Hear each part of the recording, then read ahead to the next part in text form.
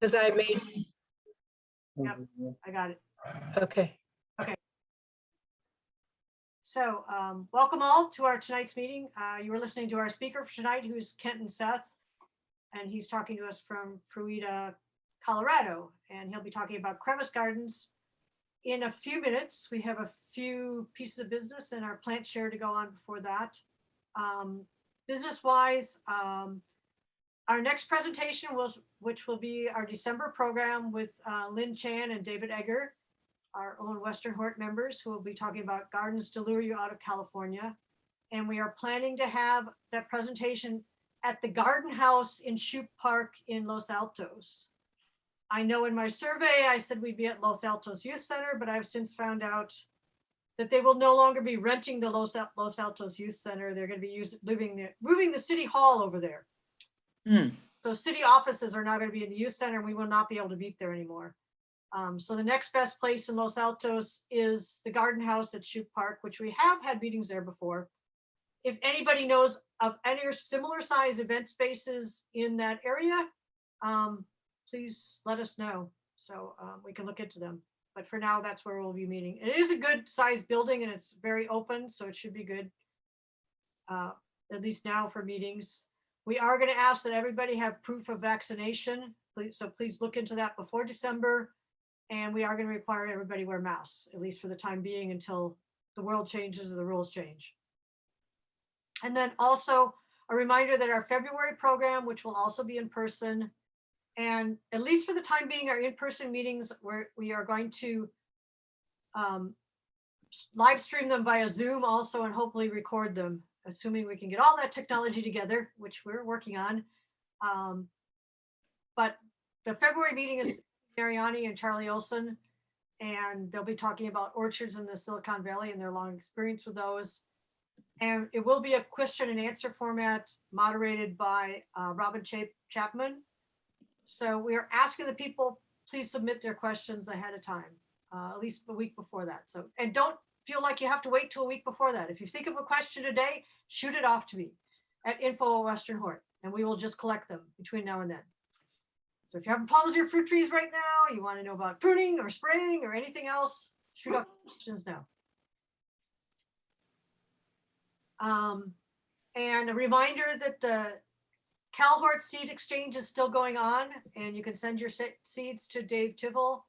This information is in our newsletter. It's also on the CalHort website with more information about exactly how to submit your seeds to them, but they are still collecting seeds for their annual seed exchange, and they're offering to allow us to participate in the actual exchange, which will occur in January.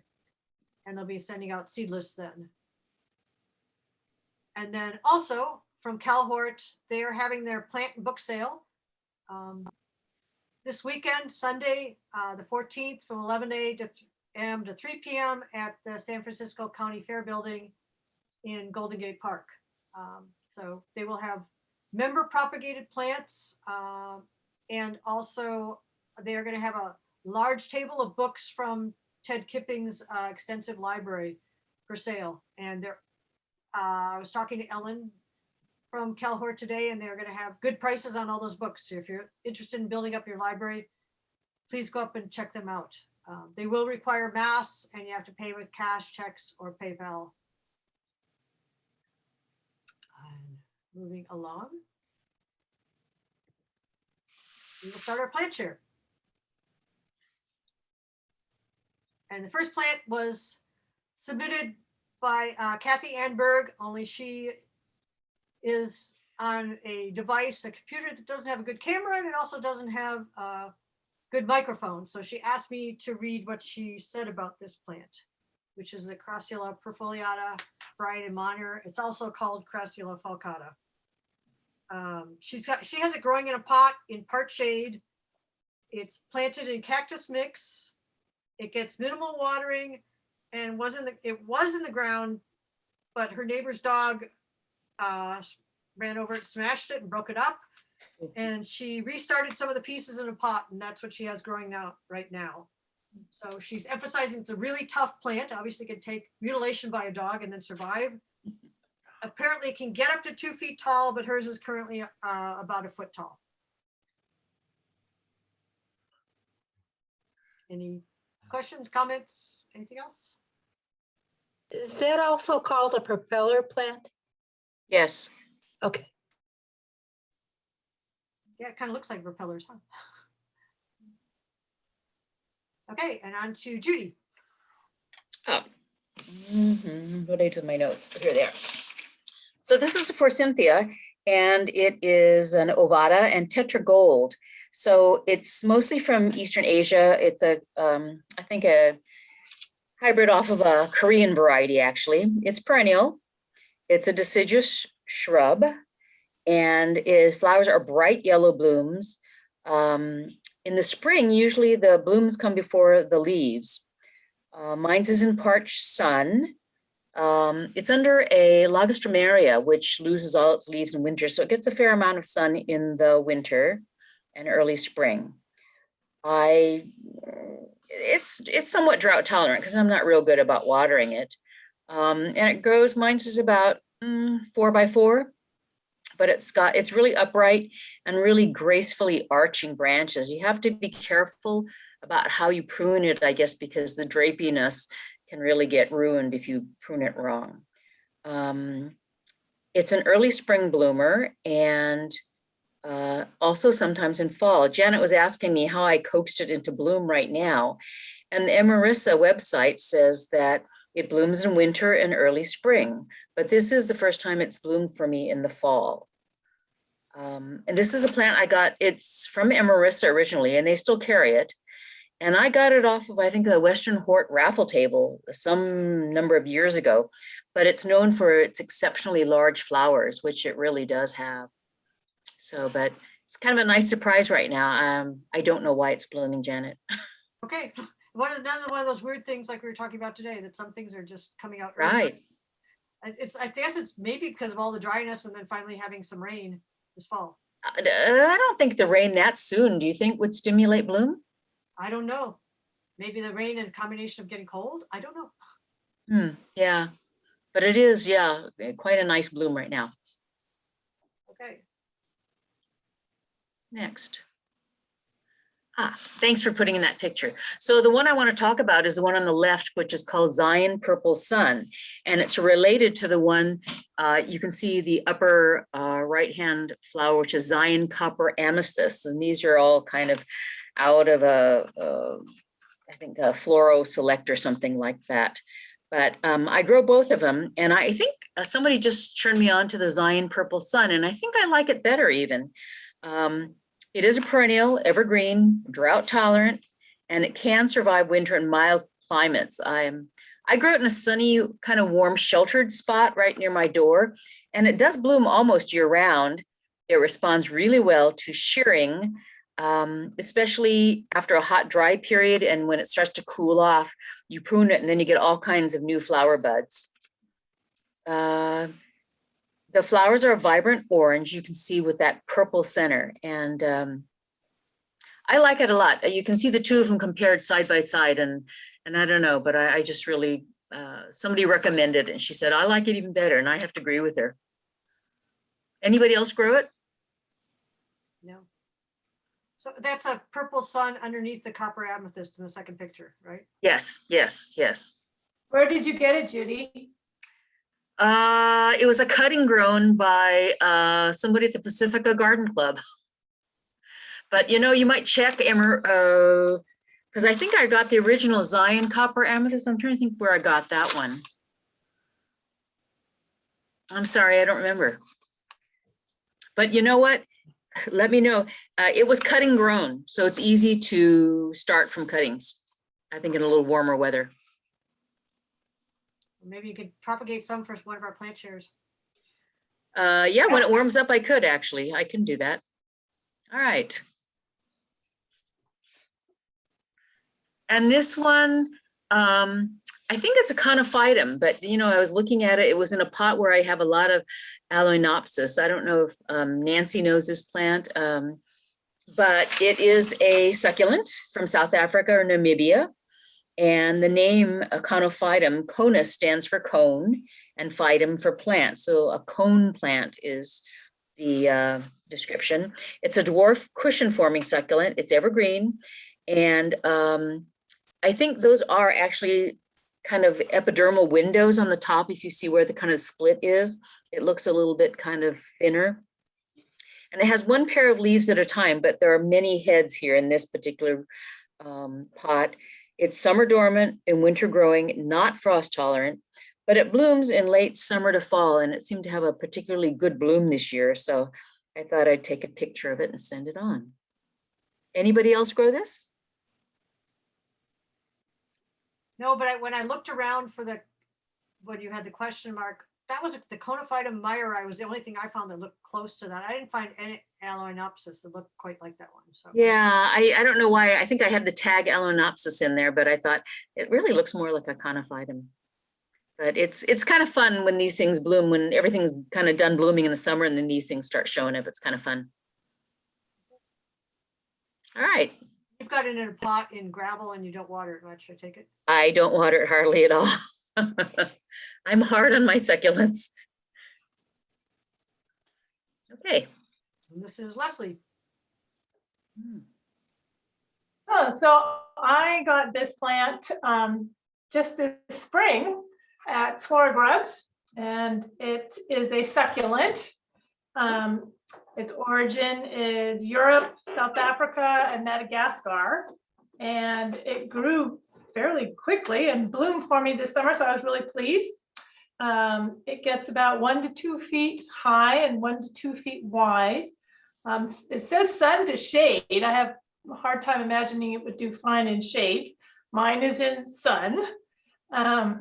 Moderate to low water, good drainage, hardy zone 9, which is where I'm at. And it says that the flowers attract hummingbirds and butterflies. So I haven't seen either on it yet, but I'm hoping that it will definitely attract them. And I just loved the orange flowers. That was quite a surprise that I got so many so quickly after planting it. How big are those flowers? Inch and a half, Okay, yeah, it's- inch and a half, somewhere around there. Yeah. It's very pretty. I like the contrast with the foliage, that blue-gray foliage. Where did you say you got it, Leslie? I got it at Flora Grub, but it's from Amarissa. Oh, The yeah. tag has that on it. Okay. Okay. And this is based on the name Nana, a kind of a dwarf ornamental grape. I bought it for the foliage, which is that kind of burgundy purple colored foliage. The leaves are smaller than a normal grape. And I have it grown on, you can't quite tell because it's kind of covered up, but it's kind of a twisted metal structure. And it's probably about 5.5, 6 feet tall, but I prune it all the way back to the structure every year. And it does get fruit on it. And it likes full sun, and it will get red in the fall. So the leaves will turn red, which you can kind of see is happening right now. It can take part shade, but I don't think you're going to get as much of the good color. I would say moderate water, you know, it's a grape, doesn't need lots of water, but doesn't want no water. Very hardy, like -20, deciduous. If you let it go, they say it could get about 15 to 20 feet tall or long. But like I said, I just prune mine back to keep it on this little structure every year, and it's been very happy. I really like the color, especially when the sun is shining through the leaves. It's just really pretty. And the berries or the grapes, they have a very sour skin, but it's kind of sweet in the middle, but they're tiny and they do have seeds. So I don't know, I suppose if someone wanted to maybe bake jam or something out of them, you can, but they're not table grapes, let's put it that way. Unless you like Gorgeous seeds. color. Yes, well, I bought it for the foliage. Yeah. Yeah, gorgeous fall flower. Okay. So it's actually 7 35, and if you want to get going right now, Kenton, we can do that, and we could save these last few for later. Or we- That's okay by me. No, don't interrupt the plant swap. okay, Yeah, no, go for it. and this is, Bye. Okay, so this is from my great adventure up in Washington last week. Neither of these did we know what they are. I mean, Mahonias seem to be going to Berberis. But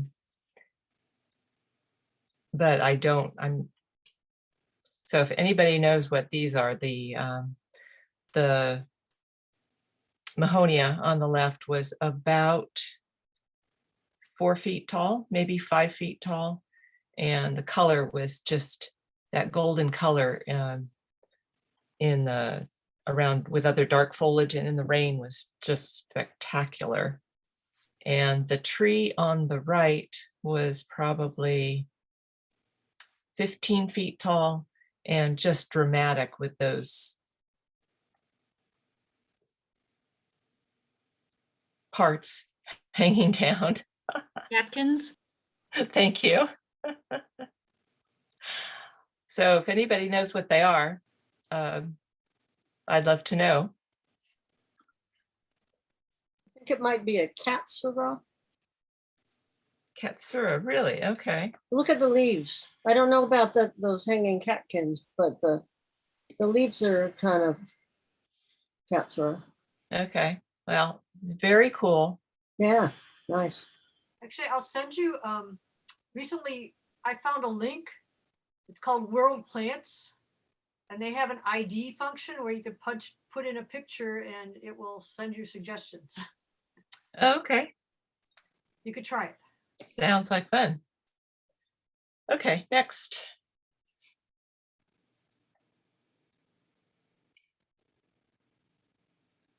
These were also at Windcliff. The shot on the left just struck me with how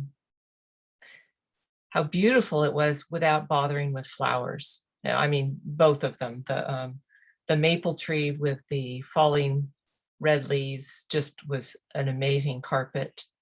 And so it really goes to show that if you think about your fall garden as well as your spring garden, you can have some spectacular scenes any time of year. Yeah, that's great color. It must be some kind of a sage in the front of the left picture. Yeah, you know, there was so many plants and I was just taking pictures left and right that some of the things we took the time to ID, and some things is just take the pictures and we can study them. But it was fun. Okay, next. We have Heronswood.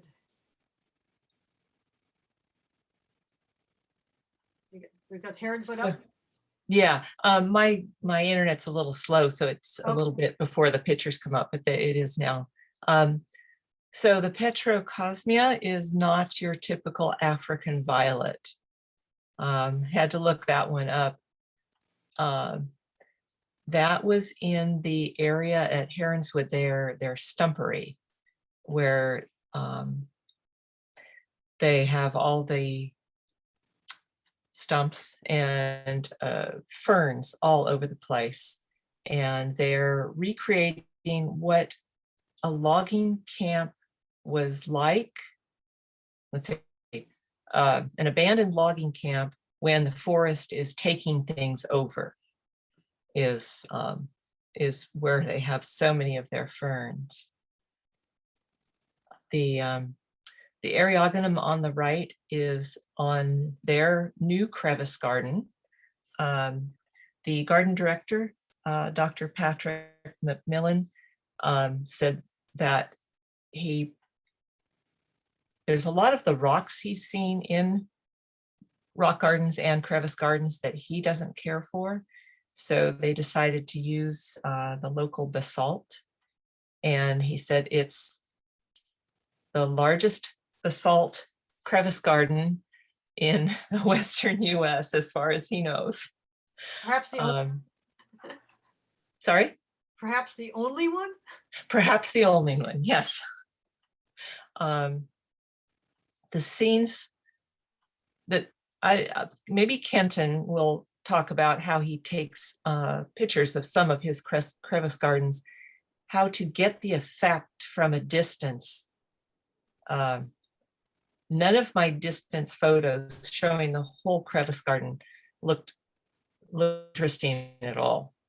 I won't be able to It help may with be that. that the garden was just very young, but You said you won't. oh well. I think rock gardens, crevice gardens are something that you want to look up close anyway. So you can see on the picture on the left the labels that they have, and they're really effective. They have these clear plastic labels, and then the plant names are printed in black and then put on the plastic labels, so they don't interfere with the plants, but you can look and see what the plants are. I don't think they show up real well in the picture, at least not on the screen. I couldn't see them. So this was just another part of the crevice garden that I thought was just really attractive. So Is that Darling Tonia? you got me. Okay. That was my guess. Looks like. Okay, I think that's it. No, that's it. Thank you. Oh, So we will turn it over to Kenton Seth now, our speaker tonight, who will be talking more about crevice gardens here. He comes to us, as I said, from Fruita, Colorado. Kenton has a degree in sculpture that helps him in his garden designs because they are very sculptural. And he told us he saw his first crevice garden in British Columbia. Can't remember how many years ago. And he's been an aficionado ever since then. And that is his main form of gardening, I guess, now. So Kenton, I will turn it over to you, and I'll ask that everybody keep yourselves muted. And if you have questions, please type them in the chat, and we will go over the questions at the end of the presentation. Thank you, guys. You able to hear me now? And hopefully slides are going up. Is that working? Yep, you're It's good. good. Super. Well, thank you guys for hosting this talk. It's a bit of fun, and I'm only slightly bummed I don't get to come out and see you in person, because I haven't really seriously visited and horticulturally visited California yet. I think it was college, and I was more interested in poetry or something silly last I was out there. But California definitely influences us out here. I've been haunting your horticulture for years with, your fire-aware gardening and native-aware gardening. Like many of you probably know that there's a big pollinator and meadow movement in the US right now. And, out east, they feel like they just discovered native gardening, when in fact in California, you guys have been doing it for decades. Because I've been reading your papers, your science about it for a really long time. And so I think like Colorado has benefited from Californian gardening for a bit, especially on the dry side of things. And as I was telling some of you earlier, we are definitely experiencing the drought and the fires in only a slightly different way than you guys are. But I think we are going to have more and more in common. Also with crevice gardening, so that first crevice garden that I saw back in British Columbia on a road trip over 10 years ago would be the crevice garden of my friend Paul Spriggs, with whom I'm finishing up a book right now on crevice gardening. A lot of history has happened between then and now. But when we were writing our book, I started thinking for the first time about the sort of universal, the sort of big picture view of crevice gardening, which I know I keep saying this word, like crevice gardening has this terrible name. It's almost like rude sounding. How could it be so universal and so important and so amazing? Well, because of physics, and I'll get into that in the talk, it is a universal thing and it has something to offer literally any gardener on earth or any garden on earth. And the more I thought about that, I was thinking, well, why our crevice gardens are where they're at? Why did they start where they did? And then where are they going and what's the next hot spot? And like, I think about 4 years ago when we started the book, I predicted, and for my ego, I told someone, I said, I think California is going to be the big hot spot. It'll be the next hot spot. Because at the time, 4 years ago, Colorado was for crevice gardening, because we discovered our own use for them. And sure enough, here it's been happening. What I really love about this is that I got an email, maybe over a year ago now, alerting me to the first public crevice garden, sort of in this Czech style that I knew of. I think Josef Halda built one, oh gosh, maybe in the 90s or 2000s, technically in California, but it's somewhat forgotten. But Mr. Euler at Tilden Regional Park, and I'm sure many of you are familiar with it, has done something incredibly important in California with a crevice garden. I believe, as a person who is trying to track literally every public crevice garden on earth, that he has leveraged this tool of the crevice garden for native growing better than it's ever been seen before. Like literally on earth. I think he's done the best job at harnessing the power of the crevice for natives than anyone's ever done before.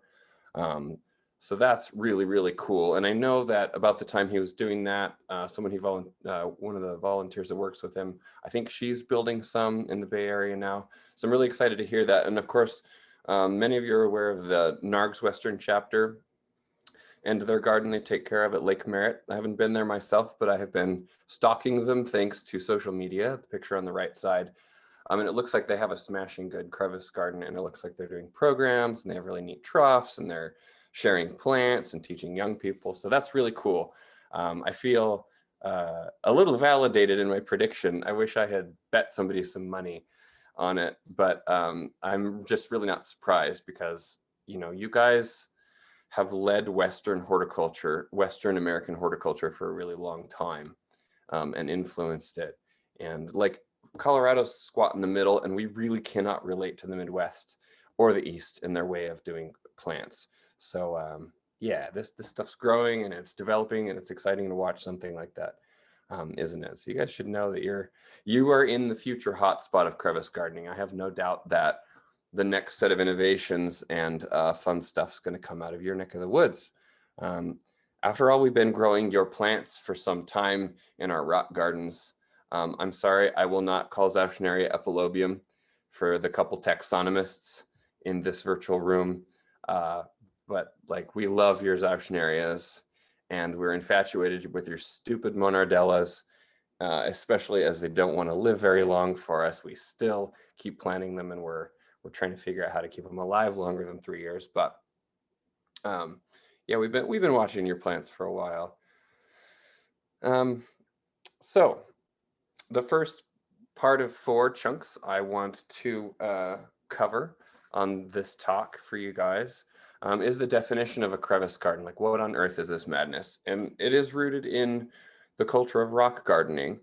Some of you are certainly aware, but for those who aren't, rock gardening is its own wacky subculture, and it's been around for about 100 to 150 years.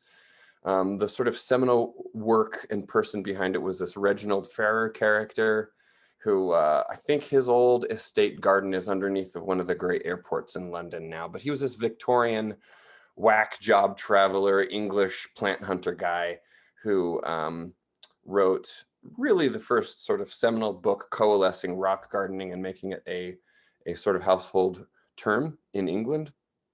And since then, it's a thing in Western culture. I don't know if there's an exact version of it in Asia quite yet. But there are rock garden clubs and societies and magazines and meetings just like yours all over the world in most Western countries. I mean, there's French, English. I think there might even be a small Italian group. There's an Australian group. There are clubs from Alaska to New Zealand to the Swedes have their own rock gardening club. It's a culture, I guess is what I'm trying to portray to you. It's an active culture. There's no doubt there's several of you are probably members of it as well. So it has the things that a culture has, you know, it's got these markers, it's got a following, it's got these groups, but the Prague group is the one that interests us at the moment. Back in the 70s or 80s, there were the old boys in the Prague group were moving rocks around. They were trying to figure out how to grow campanulas and the like that they saw in their local mountains. They were somewhat isolated in the Soviet Union at the time, so they had access to their nearby mountains. Just imagine educated, energetic, crafty, smart, outdoorsy people stuck in small homes trying to grow botanically exciting collections of plants in a small space, right? And I think that's why they tend to be lured to the mountains. Maybe there's a little bit of escapism there, I don't know. But the Czechs were building these miniature mountain ranges in their backyards. And it was at that time, you know, somewhere about the 80s that they developed the idea of the crevice of, oh, you know, these plants that grow in rock cracks, we'll just take two rocks and squish them as close as we can together and stick the plant in there, and we'll build entire gardens that are ready-made for this purpose. And it wasn't, I think it was 86, which I have to admit was the year I was born, a Czech fella came over to Denver in Colorado and gave a talk, and there was an article following his talk at this conference where it might have been the first time the term crevice garden as we know it was used for the modern meaning of the word, which is, and maybe that's why it's an awkward term, crevice garden, and maybe that's why people give me the weird side eye when I tell them that is my job, building crevice gardens, is that it's translated from Czech, a garden devoted to crevices. So these fellows are the ones we have to thank for starting this nonsense that we're all deeply in love with right now. And you'll find crevice gardens around the world now, but I guess their sort of main conflagration that happened first was in Europe. What it did for Europeans was allow them to grow mountain plants and alpine plants in these drippy, somewhat coastal climates. You know, you all know that like Europe's just wetter than most of continental America. So it allowed them to provide drainage for these plants, and what do you know? It allowed them to grow this stuff in a place that it didn't seem like they should. You might wonder, like, okay, what's so special about the crevice? What are these magic physics that you're talking about that makes a crevice special? Well, think about a plant and its physiology. Most sort of common plants that we grow as gardeners are this sort of tragic combination of two different animals, where the top half of it wants to be dry and sunny and warm, and the bottom half of this poor animal wants to be wet and dark and cool, right? Plants are sort of a weird, double-sided critter, aren't they? And so that, the roots in the top want these different things, and essentially a crevice is allowing those two parts to have more of what they want and to be separated from each other. And if you think too, then you can tip things on its side, and plants can be growing in fissures on vertical faces and whatnot. But the main thing is the top of the plant and the bottom of the plant are separated from each other. And that's the big secret with a crevice garden. Drainage and other, hard to chase words are involved there. But it's because we're trying to emulate this in nature, where true chasmophytes or cliff-loving plants are not growing in dirt or anything that resembles dirt. They are growing in a fissure or a crack or a grape, which is a chemically eroded crack. They're growing in a paper-thin space, and their roots are not coming into contact with anything that's remotely like soil, right? They have two-dimensional root systems that might follow strange planes of the breaking of the rock, right? or the plants are growing in really, really rocky soils that are undeveloped. There's no humates. It's really just gravel and parent material and no humates or anything. But you can see that this is not your normal garden situation, right? This is not where you'd stick your amaryllis or your rhododendrons or whatnot. This is a different world, and that's why these plants want a different world. In fact, there's many natural crevice plants that inspire crevice gardens because they only grow in the crevices in nature, like Telasonics, which is related to Heuchera or Heuchera, or however we're supposed to say it now. It only grows in these granite cracks in Colorado and only grows in limestone cracks in Wyoming.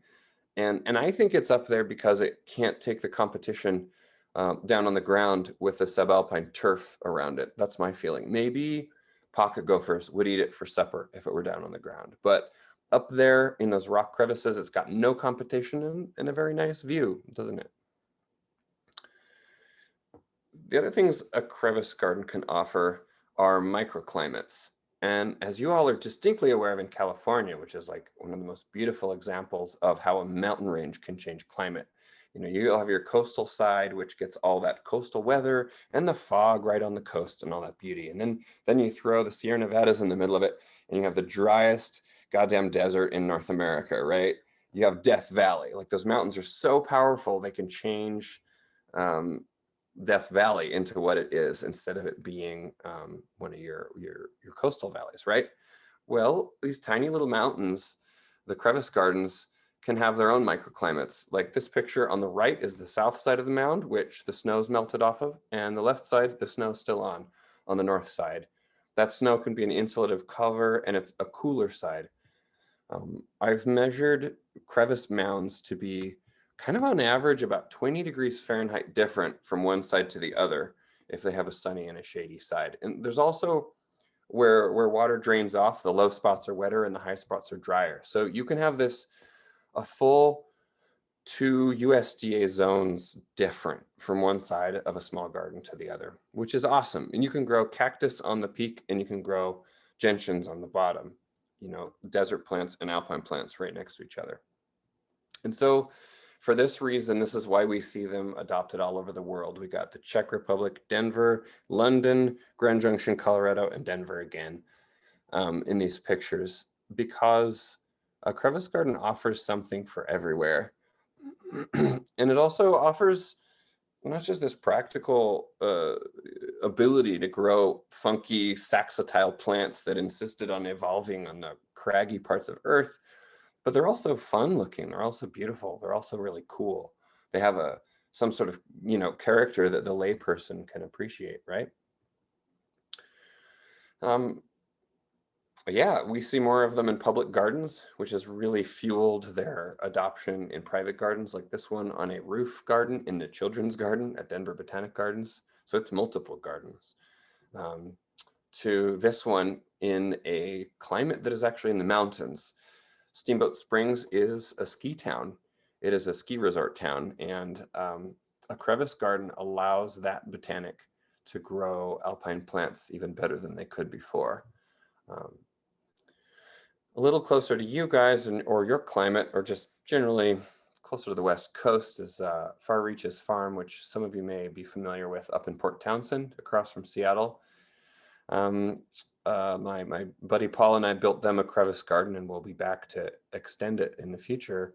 But they're using their crevice garden to grow endemic plants to the Olympic Peninsula and other rare plants for conservation purposes. I think that's Eriogonum lobii, maybe, if it's not Caloptridium down there. For them, they have these drippy wet winters and then a dry couple of months in the summer. But those drippy wet winters are really damaging to alpines, which want to be frozen in the winter.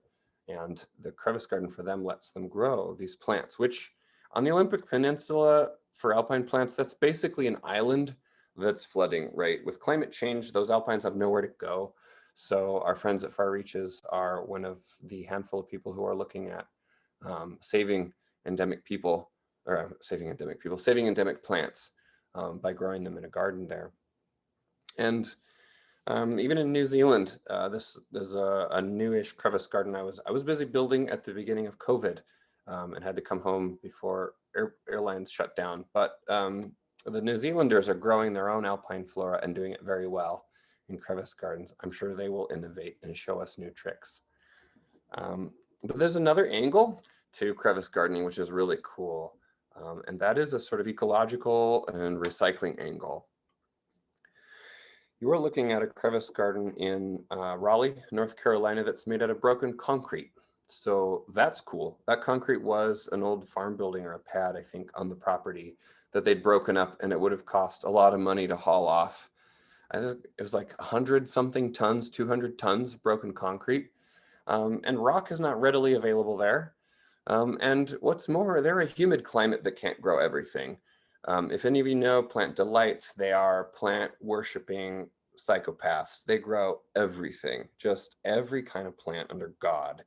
And they've always struggled with growing Mediterranean plants until this crevice garden. And it has suddenly opened up and unlocked the Mediterranean flora for them, which is quite fun. But also in the interim, I think they're proving not only that a crevice garden is legitimate in a humid climate, and allows you to grow new plants, and also like those Mexican agaves you see, which you guys can grow with zero trouble. They are also showing the world that we can do something useful with a waste material. We can do something beautiful. We can take trash and turn it into something really, really nice and really special. In fact, their garden made national news. This was in the Washington Post, which is very cool. Put crevice gardening out there in that national arena. So obviously I got caught up in this stuff. I saw a couple of crevice gardens, and with my sort of sculpture background and an interest in form, I was enamored with them and just loved building them, and found how they allowed me to grow both exotic and native plants even better than I could before, or have success with ones I couldn't. I also made the decision to be dumb enough to be the only sort of freelance gardener willing to push rocks around and build them for pay. And so that just saw me building a lot of crevice gardens for private people just at a time when they were becoming popular in Colorado. And so I was all excited about it and educating people and building a crevice garden a month and traveling around, doing workshops and all kinds of madness I am still doing to some level, but I could not escape them. I couldn't look anywhere without seeing a crevice garden in my mind. And one day when I was eating lunch, I found myself unintentionally arranging the croutons and soup. I was like, this is a problem. This is seeping into my life in maybe ways that aren't healthy, but whatever, it's fun too. 10 years later, here we are at, Paul and I are almost done with a book that is meant to be out in June on crevice gardening, because we see that there is a huge interest in it, but there was not one good consolidated place for all knowledge on crevice gardening, on what they are, how to build them, their history, all that stuff. There's been one book in English on them written by a Czech guy, but printed in the UK.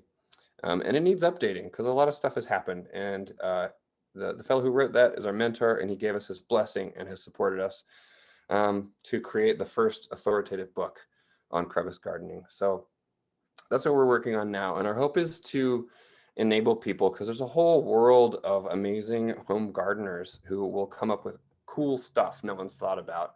And we just wanted them to be equipped without having to seek the dark corners of the internet and chat rooms to gather that information. So that's what's happening, because there are new innovations happening. At Denver Botanic Gardens, they built the first crevice feature I'm aware of that used mortar. So it's a mortared thing, and then they squeegeed clay in from the outside into the crevices, and that clay soil in there had seeds mixed into it. And that's how they grew their plants in these obelisks in their step garden. And that was new. That had never been done before. I think that's very cool. I think that could be expanded upon. Someone needs to do more work with that. There's little innovations like making steps out of crevice as you're walking through a crevice garden. We did that in Vail, a couple hours from me up in the mountains here last summer. But I should also be cognizant that Not everybody is a botanic gardens that can afford building a freaking mountain to attract tourists. A perfectly legitimate crevice garden can happen in a 1 foot square in your back patio and do cool stuff you've never done before. At my friend Tony's house, he's got a couple crevice gardens in pots. And one of them you're looking at there is one of the most complete collections of draba species you've ever seen, all in a tiny little trough there in a crevice. So they can be small, and the small ones can be just as beautiful, I think, just as special. In terms of in the ground, I think a crevice garden is a wonderful replacement for tiny retaining walls, or those, you know, those awkward pockets next to steps that always happen in your garden, like your front steps or your back steps. There's that weird, you know, those awkward spots. That's a very legitimate spot for a crevice garden.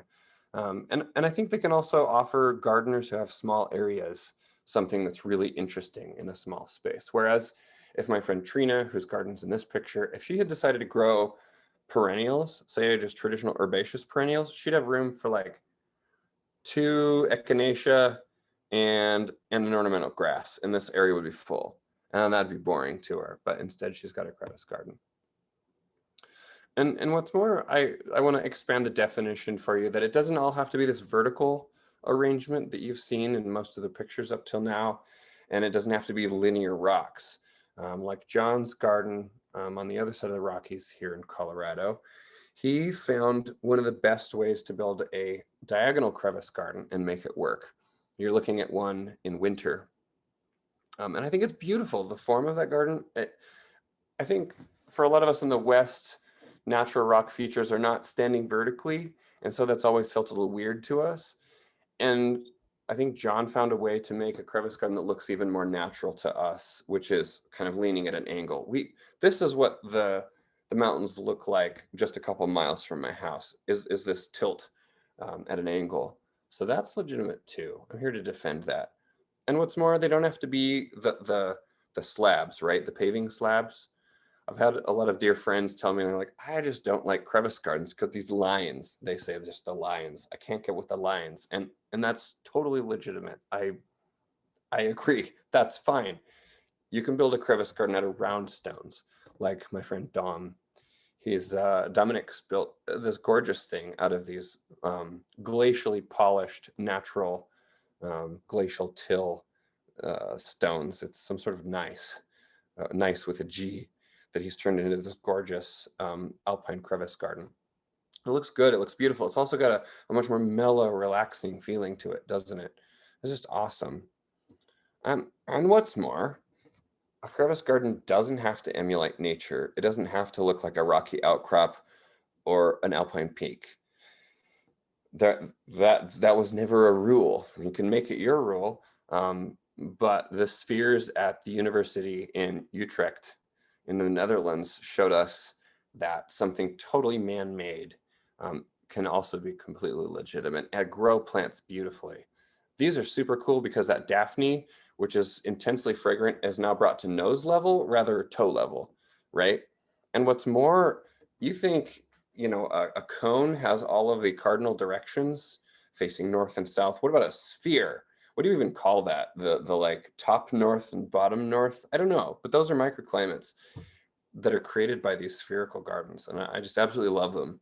Those are made out of broken pavers, because in this part of Holland, rocks are not natural. There are no rocks there. In fact, the ocean is supposed to be pretty close to Utrecht, but humans have reclaimed the ocean with all of their amazing, you know, magicianhood of engineering over there. So they don't have rocks to pull out of the ground. They're not lucky like you and I in states where it's just on the roadside. So they innovated.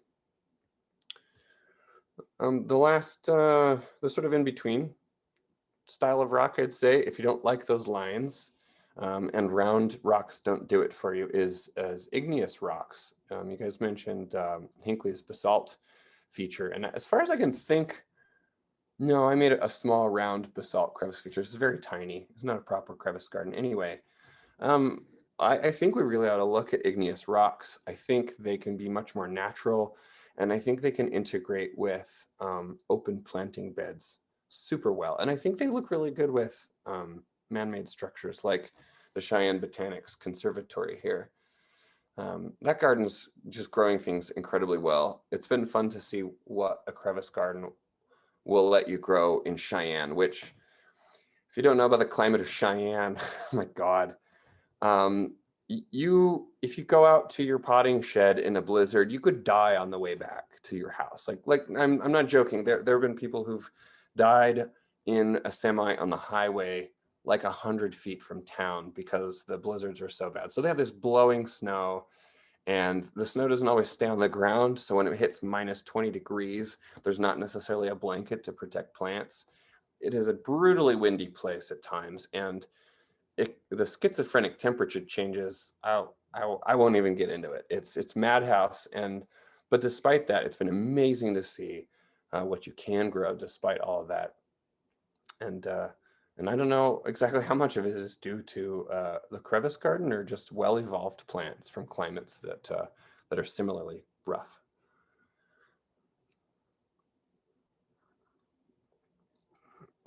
But the sort of rough climate problem that maybe more Californians and I would understand and have in common is drought, which and dryness was the most important motivator in the story of this next garden, which was the first garden I got to build, which you could technically see from an airplane. I got a real giggle out of that when I was flying into Denver once, and I looked down and I was like, there it is. I can see my garden between those pickleball courts. This garden, its inception, I love its little story because it started and ended with a watercolor. I made this little watercolor concept sketch to the Parks and Rec department for which I was building the garden because nothing had been done like it before. So I had no pictures, no references of what I was going to build for them. And years later, after it was built, a friend came and visited, and she's a much better watercolor artist than I. And she painted a picture of it with the parking lot and then the mountains behind it, and made its story end with a watercolor. But the Apex Crevice Garden in a suburb of Denver, as far as I know, was the first public and all xeric crevice garden. And I chose to build it in the traditional Czech style so that I wasn't kind of stretching too much at once. But it was sort of I really outsourced the thinking and design on it to all of my mentors and friends are smarter than I. So I took all of their good ideas and tried to mash it together. And I even flew Paul down from Canada for a little while to help me set stone. But we built it in 2014. And it's, like I said, the traditional Czech vertical style, but it's watered just every 2 weeks. So it's a proper xeriscape for us. And it's been an amazing plant growing machine. Like, it surprises me how well things work in there and also how little maintenance it is. I live 250 miles from it, and they don't have a maintenance budget. So I maintain it as a volunteer now, and I can't get there all the time, as you can imagine. And I have recorded now that in a year, I spend an average of 15 hours a year in this garden, and it's 3,000 square feet of garden. So that's just proof in the pudding of incredibly low maintenance. It really resists the weeds, and the plants are not very big, so what you prune is fairly small. And a lot of the plants don't produce dead material over the course of the year. So it's really been amazing to watch it do its own thing. Like, it's out of my hands now. It's its own life form. It's out there just killing it. And growing paintbrush, for crying out loud, it grows paintbrush, and they're still in there, and that's really hard to do. I get humbled by it all the time with the lessons it has to teach me. And the plants come from the American West, and there's a few alpines, but mostly Mediterranean and American stuff in there. It's working. It's really quite fun. It really felt like it arrived when we were able to grow Petunia patagonica, which has always been this heartthrob of British rock gardeners. It's an ugly little petunia. It's an evergreen, little evergreen thing from South America, little shrub, and it has these wonky flowers. But when that thing bloomed, it was like, all right, this garden's really, really doing its thing now. But like I said, the American natives are the specialty in there. It is really good at growing eriogonums, and there's a handful of Californian eriogonums in there too, including the Kennedy eye, and others. But it's an eriogonum machine. You got some Great Basin natives, Kennedy eye from California, Corymbosums, more of a Utah Great Basin thing, and Hirmani eyes from the the Mojave Desert. Anyway, eriogonums. The soil in there doesn't really have any organic material, and I think that's a major part of it. But anyway, enough of me yammering and waxing poetic about the Apex Garden. Our next section, and the sort of halfway part of the talk, is how to build one. Because that's what everybody wants to know, right? No matter how small your place is, you want to build one, right? And it's really not that hard when you see it go down, but I think there's some considerations to be made. And trust me, I've made all of the mistakes there is to make. So let me help you skip that part when you build one. If you're going to build a decent sized thing, don't put it on top of your sewer or any important utility lines, because you'll have to dig those up one day and it's going to suck if you got 14 tons of rock on top of it. So don't do that. Generally, don't put them under trees, because most rock garden plants are from places that don't have trees, and the plants have never seen that. And the trees will compete with the rock garden from below with the roots and from above by dropping leaves on it. So avoid trees if you can. Put a crevice garden where you can appreciate the tiny little plants. Otherwise, the only way you're going to see those things is like with binoculars from a distance, and that's a bit of a problem. So bring it close, put it somewhere where you're going to pass it all the time, and you can appreciate those little jewels that you planted in there. The first step is to determine the shape of it in the ground, what we call the footprint, and dig that out, especially the edges of that. One trick I like to employ is to make the footprint of the garden emulate the outline of one of the rocks you're going to use. And this is a tricky way of sort of unifying the whole thing into a natural feature. So you dig out your edges and you mound up that soil, and that's already started to give you some topography. And then you can either mound your soil media in there at that point, or start setting rocks on the outside edge. But the rocks on the outside edge have to be deeply buried, especially for us in cold climates, because frost heave will constantly be making the soil freeze and thaw, and it will take any weak rock setting and flay it out and open it up. So the outside rocks have to be deeply buried for stability. You wonder about the lines. If you are going to orient your crevice garden in strata like that, one nice trick we stole from the Czechs is to use a compass and pick a bearing. So you might have, like, I don't know, 320 northeast or whatever. It might be the bearing you use for your whole garden. And that helps you just orient things so that when you're building from one side to the other, that the rocks match up in the middle. Those outside rocks are the first ones you put in. Then, while you're building a garden, you might as well bring in a different soil that you have, because you have your soil of your garden, and that's fine. You can grow everything you can in that. But if you're going to go through the trouble of building a crevice garden, you may as well bring in a mineral soil. In most places on Earth, most crevice gardens are built with just sand. And I think that's true, like in Seattle and whatnot. So I think really coastally where you are, I think that's true. A masonry or concrete sand is legitimately it. That's all you need to grow those plants. And many of the plants will grow through that and hit the richer soil below, but benefit from the sand before they get there. The main rule, if there is one, about piling something mineral, a non-organic topsoil or whatever, and using that as your media, is that it needs to be a lighter texture than what it's sitting on, or it won't drain. And that's why I employ this glass jar soil texture test. It's to find out how much clay or silt is in any sand, or is any crusher fines. Like, I don't know how common it is out there for you guys to use crushed gravel as a growing media, but it's becoming one of my favorite like the whole dang soil mix I'm using crushed granite or crushed sandstone or whatnot, and just calling that the soil of a crevice garden. And that's so far one of my best soil mixes, if you will. Is no mix at all. But like I said, you've got to make sure that if you are building on top of a clay, that's pretty easy because you could put silt or sand or whatever, and it's always going to be lighter than clay. But if you live in a sandy place, you better not put a clay or silty, heavier soil on top of it, or because of physics of capillarity, your mound is not going to drain. The water will not go down. It won't leave. So that's where it's important to know the texture. Is it sand, silt, or clay, or something coarser than those that you're using? So that's when you pile your sand or your media in the middle.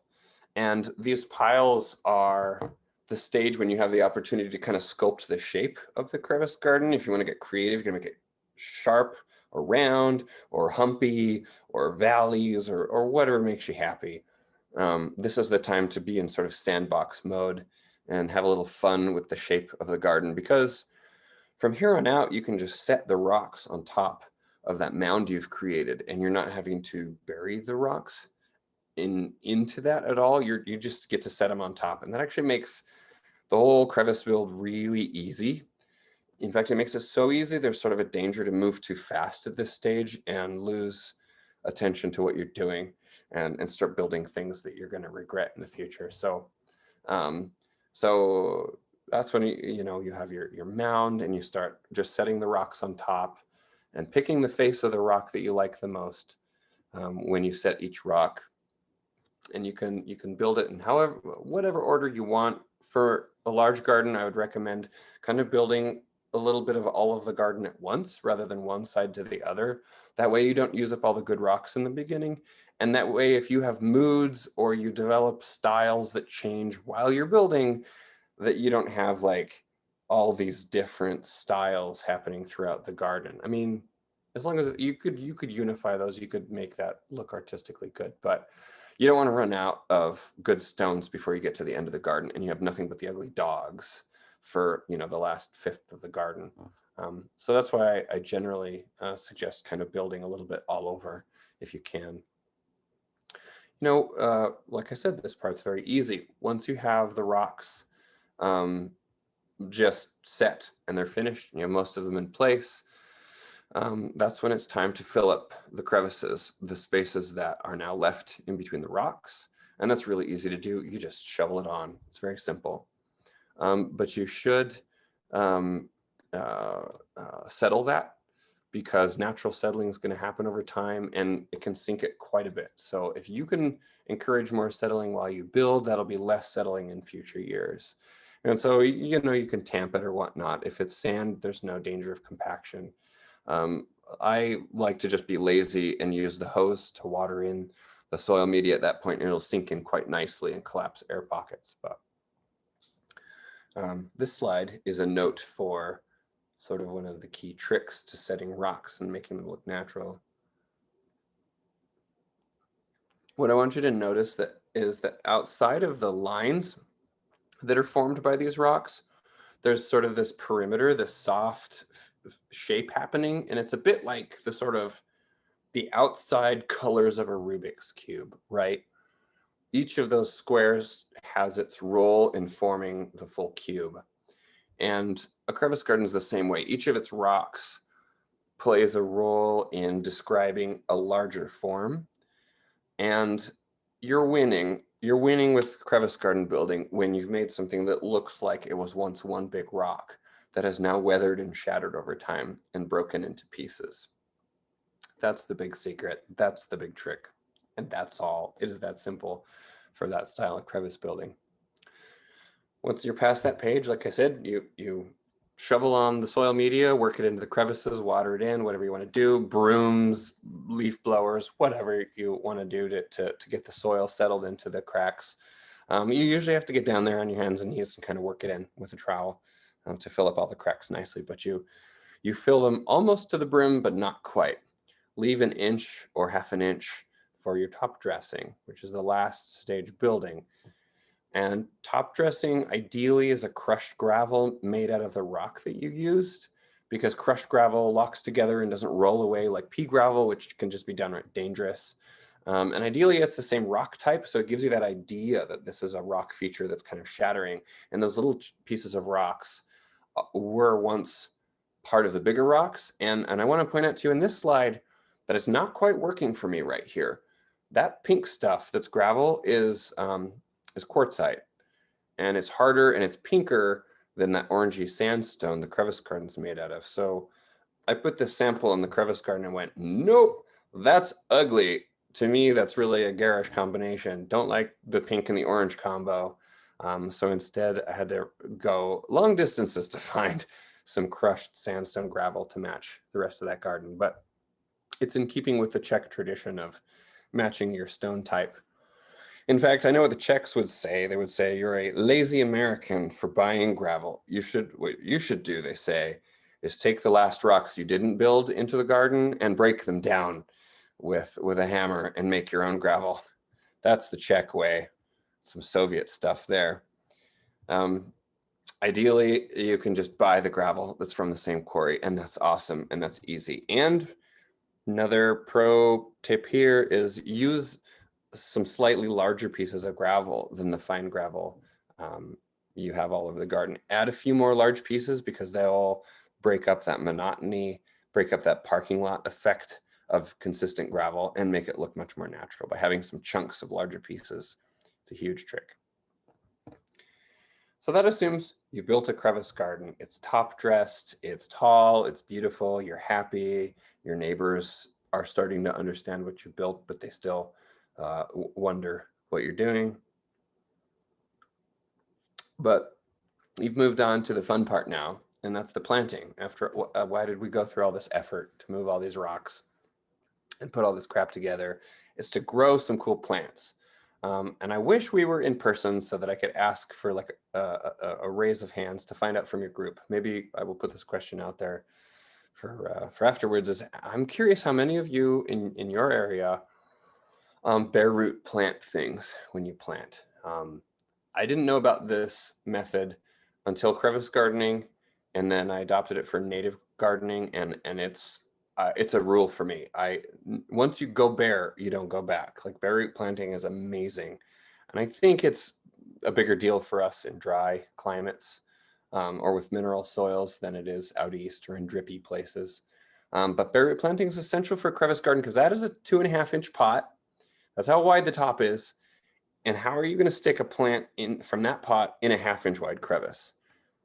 This is why we have to bare root it that way. But it also gets rid of the soil mix that was in the pot and gets rid of any diseases, any pests, any whatever, and also that sort of interface between the soil, the potting mix, and your rock garden soil. You get rid of that interface, and your roots will have immediate contact with your soil that you've built with. So what you do is you bare root it, and if the soil doesn't fall off easily, wash it. And then once you have your nice naked roots, you lower them down into a hole, which you've dug to be nice and long to accommodate the whole length of the roots. But you have to keep the crown of the plant, the crown is where the top and the bottom of the plant meet, that midpoint. Keep the crown of the plant in the same place it was. Lower the roots down to the bottom of the hole. And I like to allow the hole to be backfilled by water, by watering in the plant. By watering in that backfill, it mixes that native soil or your soil media, whatever it is, perfectly into those roots. And you get a really nice mix, and those roots have intimate contact with your garden soil now. And it's like it was established there from seed and like it never got transplanted. And then you can go ahead and fill up the rest of that hole and return the top dressing, water the area really well, and charge the soil with some water. Neat thing about that is now you're just watering the soil around the plant and not that individual plant, hoping it's going to be coaxed out of its little zone.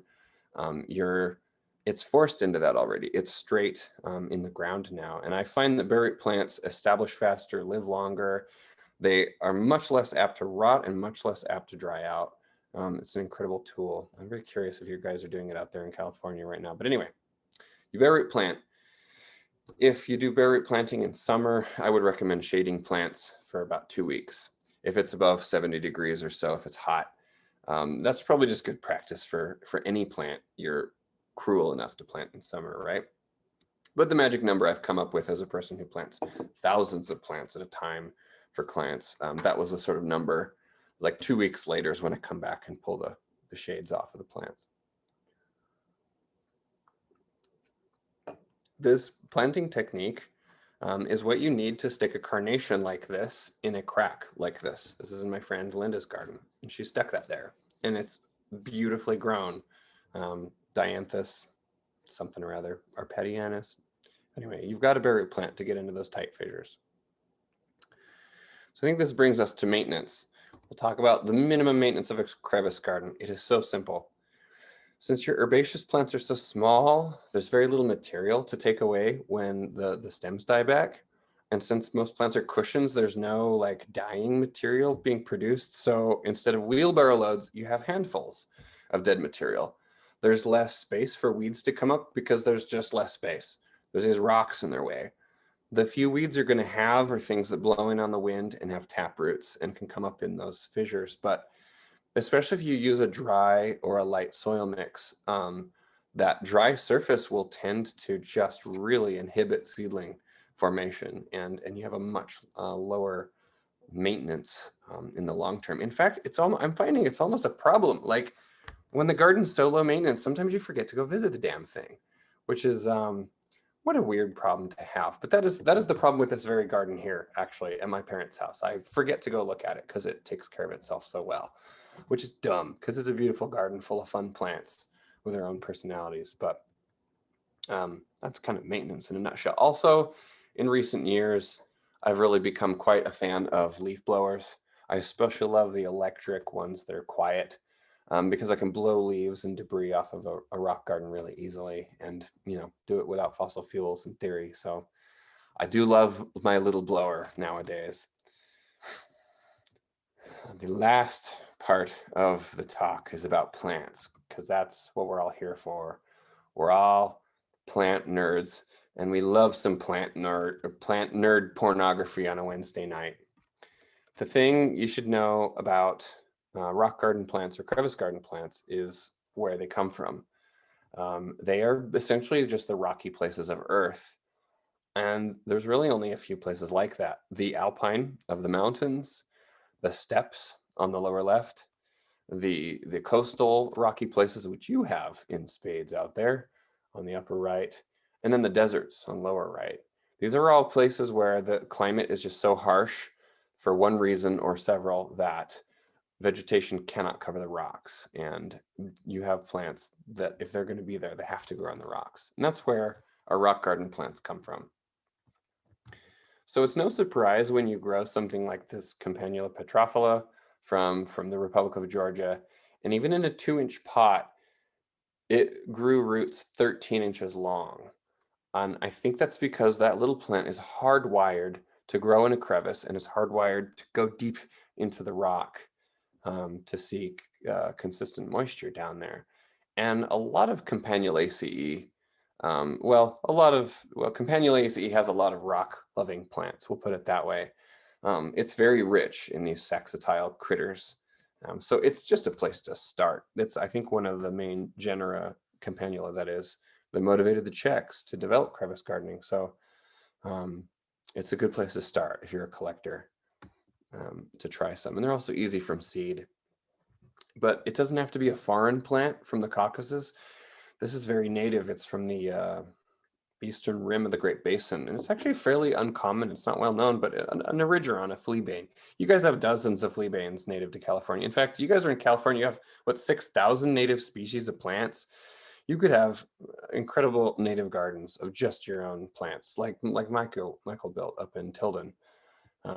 Inspiration can come from near and far, and I always love the new and developing stuff, and you never get bored because you can keep trying new stuff all the time. I've been on a kick the last couple of years of growing rare weeds like Centaurea, which are the thistles and knapweeds, and so many members are on noxious weed lists. There are these little petite, well-behaved alpine Centaureas from Turkey and Europe that I really love. And there's even an alpine bindweed is this beautiful silver cushion forming thing. It doesn't spread underground. In fact, it's kind of hard to grow. That's on the right side there. Why not? You could grow a collection of weed relatives in your crevice garden just to stay interested. And not to forget crevice, cactus and succulents, including our native ones. This claret cup cactus on the lower left, that's our state cactus of Colorado, actually. And there's so many species of that, it's stupid. And they all love crevices. In fact, many of them come from them in nature. And the paintbrushes, they're tricky. Yeah, that's all I'm going to say about that. But they can be grown in crevice, and that really keeps us interested in being able to try new species of them.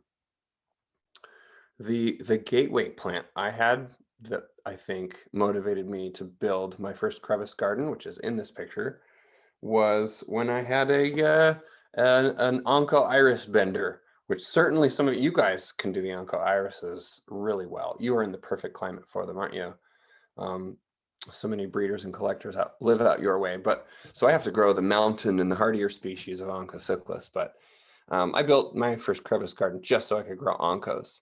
These things are so beautiful and so weird. Aren't they the most wonderfully ugly plants? Oh, I love them. They're so messed up. Black and white flowers. You know, a group that does super well, maybe too well for you guys, is the ice plants, which is almost a 4-letter word. You know, the ice plant family has all these different sizes and shapes, and you can grow more of them in California than any other US state. But there's miniature ones, and there's rare ones, and there's funky ones, which you even brought up that Conophytum in your plant swap there. I know that at the Lake Merritt Park, they've got some succulent sections of their crevice garden where they're growing mesums and conophytums and lithops, which is awesome. It's perfect. It's just what crevice gardens are made for. So I don't need to be telling you that. You know this stuff. For me, a crevice garden makes the more tender and the weird ones more growable, because I can put them in the tender microclimates. I can protect them with snow cover. You know, if they're like a zone 7 plant and they're not going to make it through all of my winters, I can hide them out. I can shelter them that way. And then I can get really excited, and my April can be a really, really nice time of year when they're all blooming.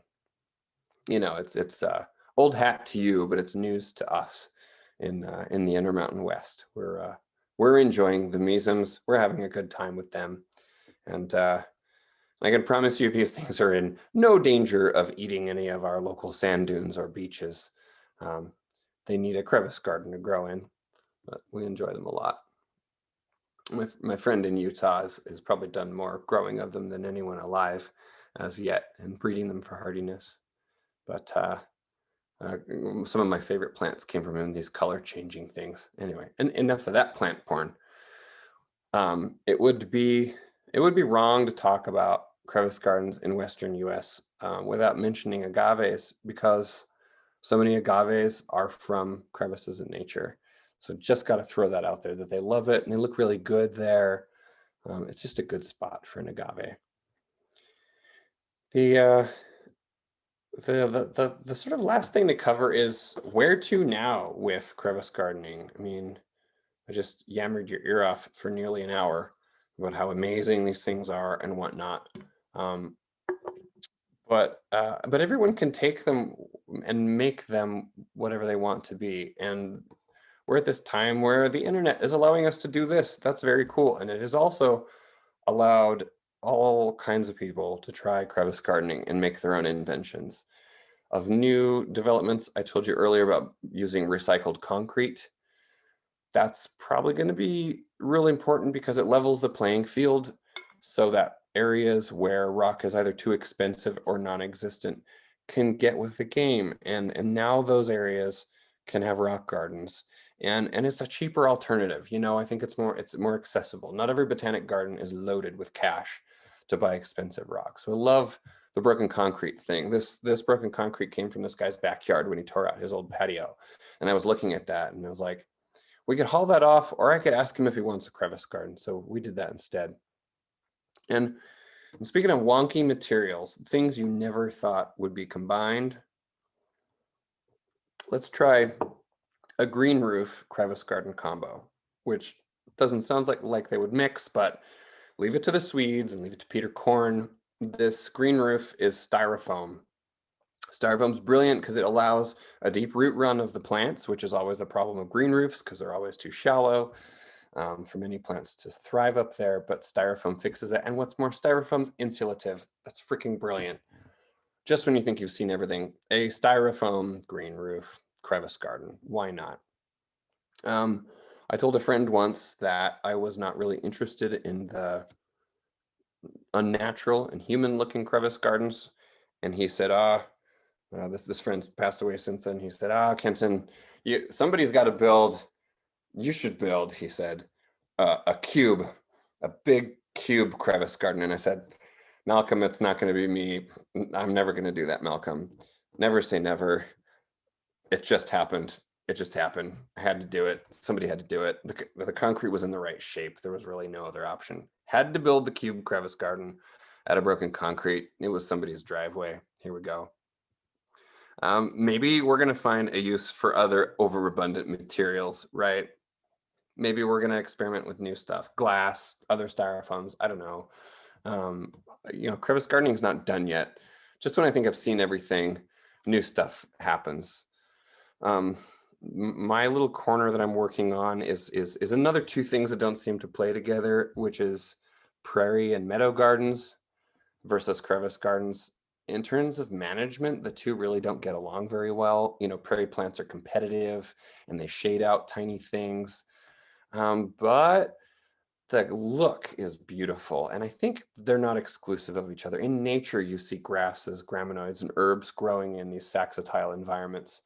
And there's something really stunning about the contrast between soft, herbaceous plants like grasses. They move in the wind and they're translucent and they're dynamic, which is the exact opposite of rocks, which is solid, unmoving, opaque, cold, with sharp shadows. I mean, I think the aesthetic combination there's really compelling to me. And it really does kind of reflect the native, my native place in Western Colorado. So I think maybe that's why I keep being drawn to it. But I'm excited to see us experiment with that crevice meadow combination. And even if the gardens are not actually combined with each other, just aesthetically pairing them in the landscape. One thing that has come out of it where they work really well together is that the raised form of a crevice garden kind of sheds the organic material, falling leaves and flowers and stuff, and also makes it easier for me to blow that material off. And that organic shedding can land in the meadow next to the garden to be decomposed, in sort of a permacultural chop and drop sort of system. So that's kind of cool. That's allowed the waste of the crevice garden to be consumed by the meadow garden. Anyway, so I don't get too deep into it. The two of them aesthetically can give a lot for each other. One is strong when the other is weak. I think they're a good combo in a landscape in design. So that's enough. That is enough about, at least my corner of crevice gardening. I want to leave you with two slides. The penultimate one being sources of crevice garden plants.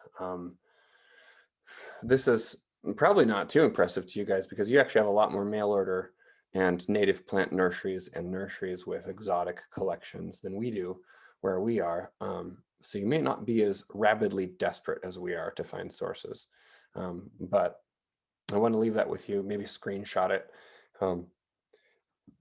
These are good sources for rock garden plants, little things that you might not be able to buy in your backyard. And the last is the shameless sales pitch, or rather what I've been asked to do from our publisher is that if you are interested in the Crevice Garden book, I have a mailing list. It is a mailing list I'm not sharing with any corporation or spam jerks out there. So it's a non-functional email account, but it's I'm just collecting names if anybody's interested in pre-orders or they're just interested in the book when it does come out in June. So you would be first to know whatever happens once that comes to pass. But I think that is it from me. And I hope I left enough time for questions, or I hope that not all of you have gone to sleep. No, I don't think so. And thank you, Seth. Thank you, Kenton. That's been wonderful. I will say there are several compliments for you. that Judy says it was a really nice presentation, your background information about the history of Crevice Gardens, explanation about why plants like Crevice Gardens was very clear and helpful. And thank you for the great tips on building your own crevice garden. And she's wondering where to build one in her yard. And a couple other great, if you look at, you can see the chat, you can see some of the other compliments to you. But question wise, Nancy asked about soil in a small container crevice garden. There's a lot of answers to that. It's very nuanced. Containers. Oh gosh. Containers, the larger the better on a container. It's easier to manage. But soil mix wise, I'm a big fan of pumice and or scoria because it's like perlite. It's oxygenating, but it's permanent. So that's pretty cool. I always use scoria or pumice in a trough or pot because it creates permanent aeration, right? I also always like to have a handful of actual real soil in there, even if it's just a little bit, because of the micronutrients, these strange trace minerals that are in soil that aren't in potting mix per se. I tend not to use a lot of peat and organics because it'll compact over time or it'll settle as it decomposes. But usually, you use something inert like sand or something mineral to make up the most of your mix. I hate to give a non-answer, but there's a lot of answers to that. I mean, you can start with a regular potting mix and then bulk it up to be rocky. And I've known people who've used crushed gravel to good effect in that way. So I don't know. There's some resources out there. Or Lori Chips, I think she's on the East Coast. I think she has a book out now. Is like the queen of troughs. She'd have some good answers on trough mixes there. Also depends on what you're growing. So, if you're growing hungry plants, there's going to need to be some organics in there. And if you're growing mineral living plants like eriogonums, you should keep the compost out of there. That's my long-winded answer. Generally inorganic is what you're recommending. Generally, yeah. You didn't want to talk about paintbrush, and you don't have to if you don't want to. I was just curious I do. I just didn't want to run over time. do you grow the paintbrush from seed yourself, or do you buy plants? Yeah, both. I've done both. I've grown a handful of species that I think they really need to, for us, they need to be dry and unwatered. If we water them too much, I think it's A, too wet for them, B, it creates an organic environment and they die off. I think in nature, they don't have the fungus and bacteria and stuff we have in our gardens. They have a different set out there that they're resilient to. So we really have to replicate native conditions with them. That's not even touching on the fact that most of them are hemiparasites, which means they are half-time freeloaders and they have underdeveloped root systems that have to pair with another plant. Recent research is showing that they have preferences for their host that they're stealing from. The quick and dirty answer is if you can figure out what they're growing with in nature. And I have noticed that tends to be a lot of subshrubs. So like the subshrubby penstemons you have on the West Coast are good hosts. And eriogonums and artemisias, those are all these subshrubs with deep roots. And I think those subshrubs are tough enough to survive having their resources stolen. They're just a pain in the butt, but they're worth it. They're fun. I was aware of the hemiparasite part, and that was part of my question because you kind of had them by themselves in the rock garden. I said, well, how is he getting away from that? They're not parasitic on anything out there. They're in a bunch of rocks. There's a fellow in England growing them by themselves, and he's feeding them very well. Which is interesting.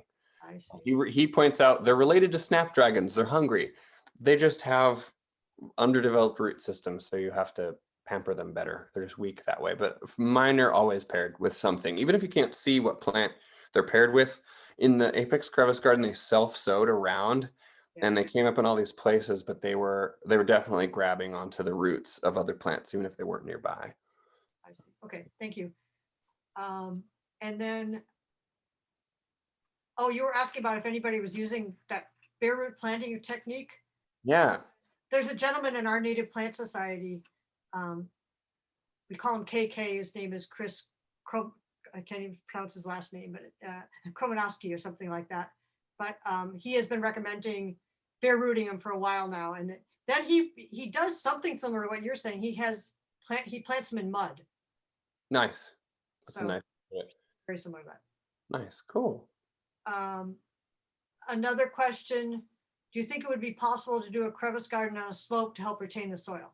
Oh yeah, that's a thing I might have said too fast, is that I believe crevice gardens are a wonderful replacement for retaining walls. You can have another freaking concrete wall, or you could have a garden. You know, Thank you. that's, yeah, definitely.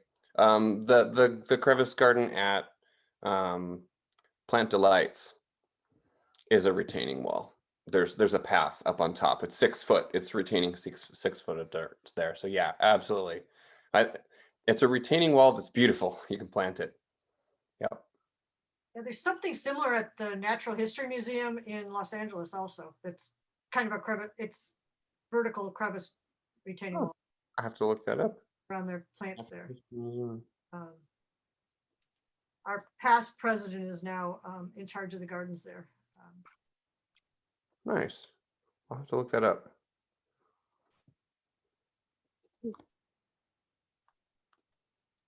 And then somebody else asked, you mentioned that you watered one of the gardens once every 2 weeks. And she wants to know, how do you or he wants to know, how do you water? Is it overhead spray or some kind of drip? That is an excellent question. I messed around with drip and it's always been a disaster. I have known people who have had sub irrigation, and if it clogs or breaks, you're screwed. It's underneath tons of rocks and there's no fixing it. So how we're building them now is always with overhead irrigation with large droplets, because and I like to bury the pipes in the paths so that if anything breaks on the paths or breaks in the pipes, you can access them. And we tend to spray them from the outside in because the rocks will get in the way. It's a real bummer when you have an irrigation head and it just hits a rock and doesn't hit the garden.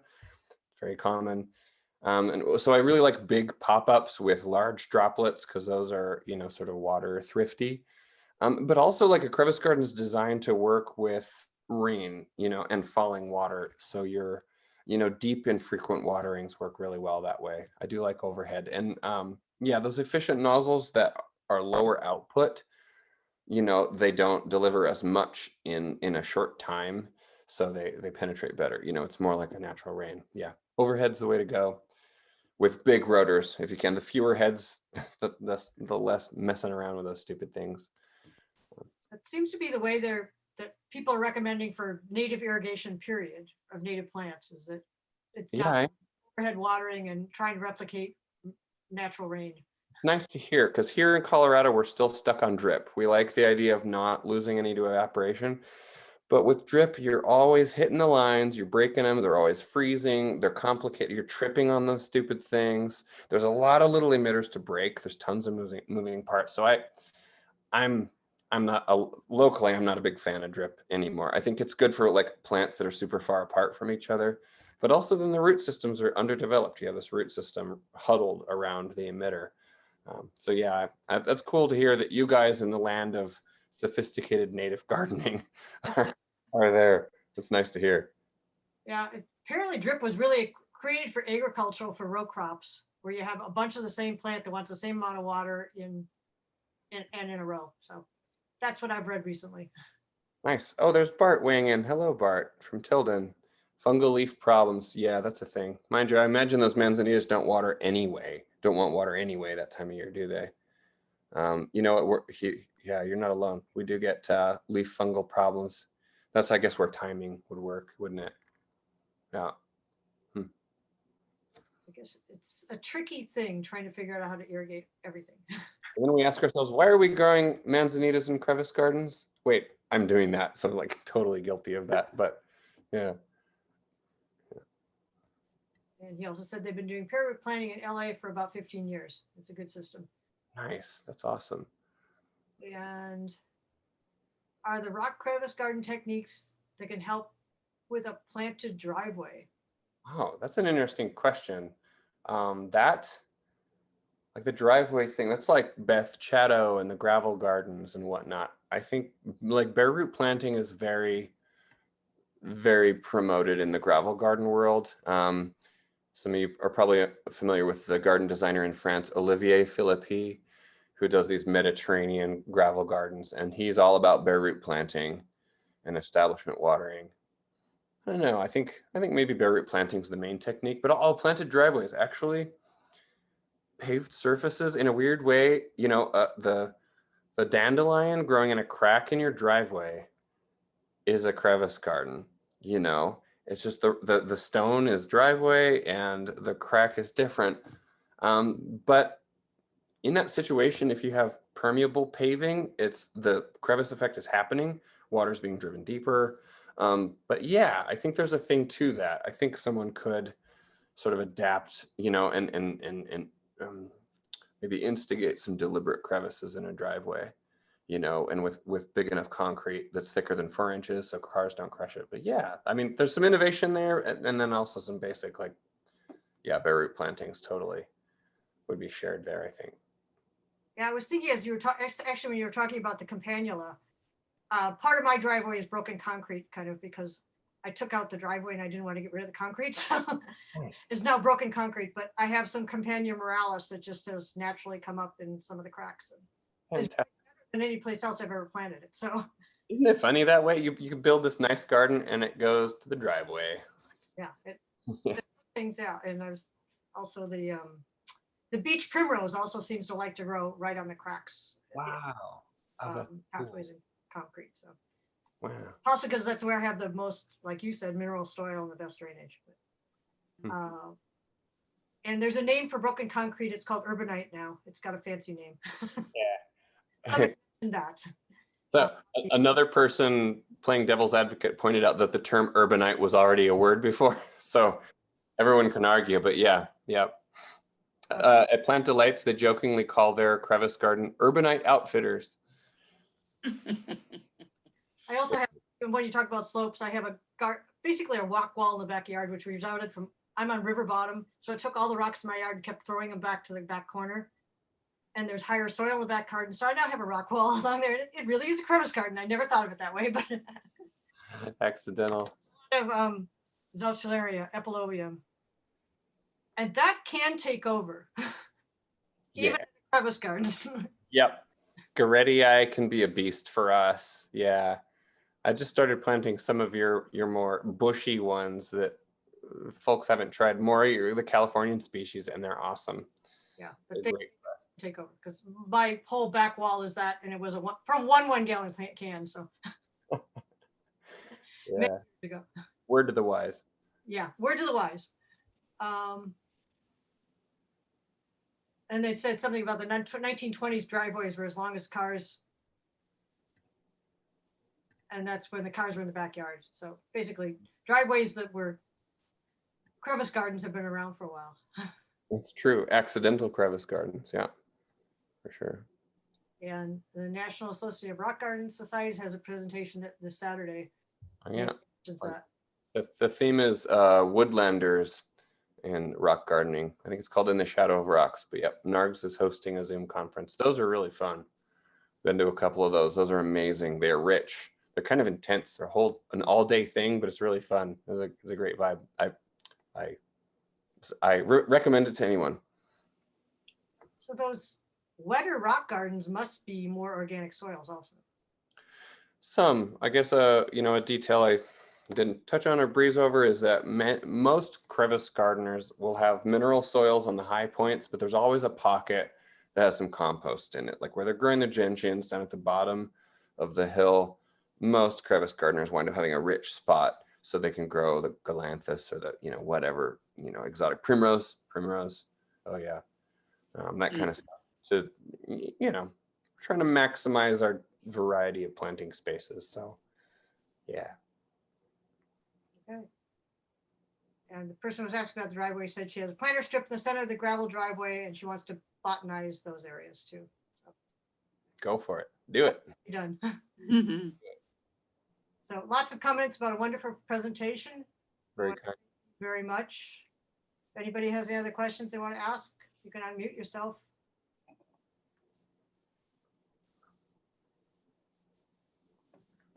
I guess that's about it. Well, thank you very much. It's been a fascinating, wonderful conversation. And Thank you guys for hosting it, and go stick 2 rocks together. That's a crevice garden. We're all thinking about that right now. How many more runs? What can I put in them? So Do it. Very excited for you guys. And yeah. Have a- Hopefully we'll see you out here Hopefully. sometime. Yeah, I'm hoping. I have a list of things to do in California. It's growing. I'm keeping one. Yeah. Thank you guys for hosting. you're an amazingly busy person, and thank you. Soon. Thank you. Thank you all for coming. Yes, thank you. Nice talk. I hope to see some of you in person next month. Thank you. A goodly portion of you in person next month. Thank you.